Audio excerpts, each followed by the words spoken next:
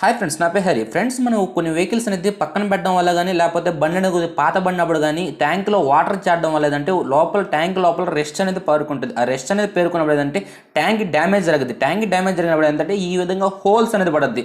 ఈ విధంగా హోల్స్ పడినప్పుడు కొంతమంది ఏం చేస్తారంటే ఈ హోల్ పుడిపించుకోవాలి, దీన్ని అనేది గ్యాస్ వెల్డింగ్ తీసుకెళ్ళి వేయాలంటే లోపల ట్యాంక్లో ఉన్న పెట్రోల్ మొత్తం ఓపెన్ చేసి ట్యాంక్ అనేది వాటర్ వాష్ ఇచ్చి వాటర్ వాష్లో నీట్గా క్లీన్ చేయించి ట్యాంక్ అనేది ఆరిన తర్వాత వెల్డింగ్ షాప్లో ఇవ్వాలి అని చెప్పి చెప్తారు.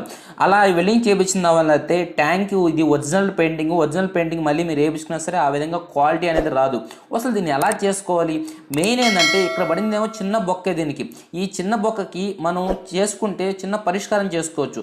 అయినా సరే కొంతమంది ఏం చేస్తారంటే స్టాండర్డ్ కోసం వెల్డింగ్ చేపిస్తారు. ఇలా ఎప్పుడైతే ఈ బొక్కకి వెల్డింగ్ చేపిస్తామో ఆ హీట్కి ఇక్కడ మొత్తం సర్కిల్ ఓకేనా, ఈ సర్కిల్ మొత్తం నల్లగా అయిపోతే అది వరకు పెయింట్ కానీ లేసిపోద్ది. అలా ఎంత గలీజ్గా ఉంటుంది అంత గలీజ్గా ఉంటుంది. అలా గలీజ్ లేకుండా మనం సింపుల్ పరిష్కారం అనేది చేసుకోవచ్చు. ఓకేనా, అసలు ఏంది ఆ పరిష్కారం, ఎలా చేసుకోవాలి ఏంది అనేది మీకు స్టెప్ బై స్టెప్ మొత్తం క్లియర్గా చూపిస్తాను. పెద్దగా ఖర్చుగానే ఏముండదు. దానికోసం మనం ట్యాంక్ తీసి పక్కన పెట్టాలి.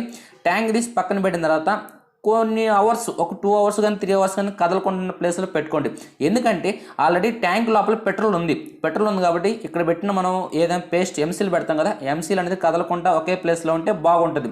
ఓకే, ఇప్పుడు ఈ బండికి మనం వెల్డింగ్ చేయకుండా ఎంసీలు పెట్టాలి కాబట్టి ఎంసీలు అనేది మీరు తెచ్చుకునేటప్పుడు కొత్త ఎంసీలు తెచ్చుకోండి. ఓకేనా, ఆల్రెడీ యూస్ చేసిన ఎంసీలు అనేది వాడబాపండి, కొద్దిగా పవర్ అనేది తగ్గి ఉంటుంది. ఇటువంటి ప్లేసుల్లో పెట్టేటప్పుడు కంపల్సరీగా కొత్త ఎంసీలు వాడడం బెస్ట్. ఇక మ్యాక్సిమం 10 రూపీసే కదా, దాంట్లో ప్రాబ్లం ఉంది. ఓకేనా, ఇప్పుడు మనం ఎంసీలు పెట్టేటప్పుడు ఉప్పుగా పెట్టబాపండి. కొంతమంది హైట్గా పెడతారు, ఏదో కొండ పెట్టినట్టు పెడతారు. అలా పెట్టబాపండి, సింపుల్గా నీట్గా ఉండేట్టుగా పెట్టండి. నేను చెప్తాను, అదే విధంగా మీరు ఫాలో అవ్వండి. ఇప్పుడు ఎంసీలు అనేది తీసుకోండి. దీంట్లో రెండు ఉంటాయి, కొద్దిగా తీసుకోండి.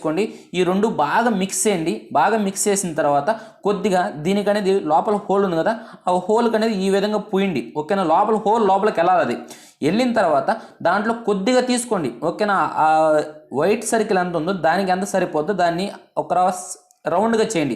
రౌండ్గా చేసి ఈ విధంగా వేసి దీనికనేది అతికిపించేయండి. ఓకేనా, ఈ విధంగా అతికిపించండి. సర్కిల్ అనేది బాగా రౌండ్గా చూడండి. కొద్దిగా వాటర్ తీసుకోండి మూతలో. ఈ వాటర్ అనేది ఎందుకంటే ఇప్పుడు మనం ఆడ పెట్టినా కదా ఎంసీలు అనేది ఎక్కడైనా ఉబ్బుకున్నా సరే లేకపోతే సర్కిల్ అనేది కరెక్ట్గా లేకపోయినా సరే మనం ఈ వాటర్తో కానీ అద్దామంటే ఫినిషింగ్ అనేది నీట్గా వస్తుంది, సర్కిల్ కానీ రౌండ్గా వస్తుంది. అక్కడ ఏదో ఒక స్టిక్కర్ వేసినట్టుగా అనిపిస్తుంది, అంతేగాని ఆడ ఎంసీలు పెట్టింది అనేది అనిపించదు. అందుకని ఏంటంటే వాటర్తో ఇలా చేయండి. వాటర్తో ఇలా చేసిన తర్వాత చూడండి, ఒకసారి చెక్ చేసుకోండి ఫినిషింగ్ అనేది కరెక్ట్గా ఉందా, లేకపోతే అటు ఇటు తేడాగా ఉన్నా సరే మళ్ళీ వాటర్ వేసి నీట్గా అద్దేసేయండి.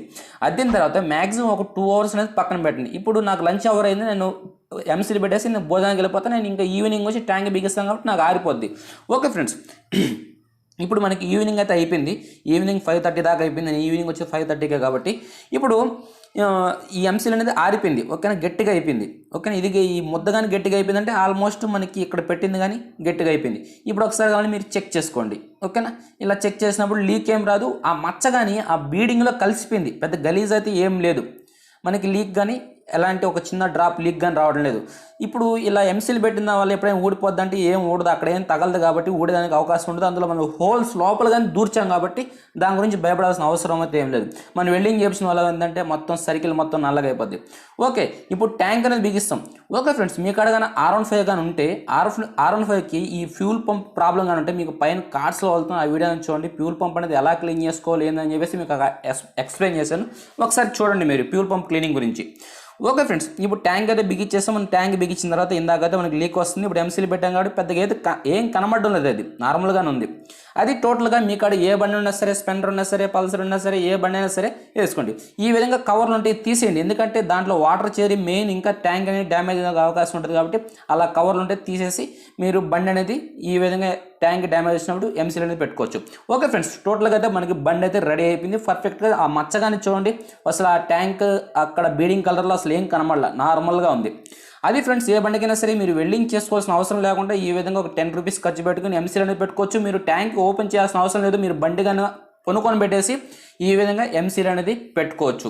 అది ఫ్రెండ్స్ మీకు కానీ వీడియో నచ్చినట్లయితే లైక్ చేయండి. మీకు ఫ్రెండ్స్ అండ్ మీ ఫ్యామిలీ మెంబర్స్కి ఈ వీడియో షేర్ చేసి మన ఛానల్కి సపోర్ట్ చేయాల్సిందిగా నేను కోరుకుంటున్నాను. Okay, thank you. జై హింద్, జై భారత్.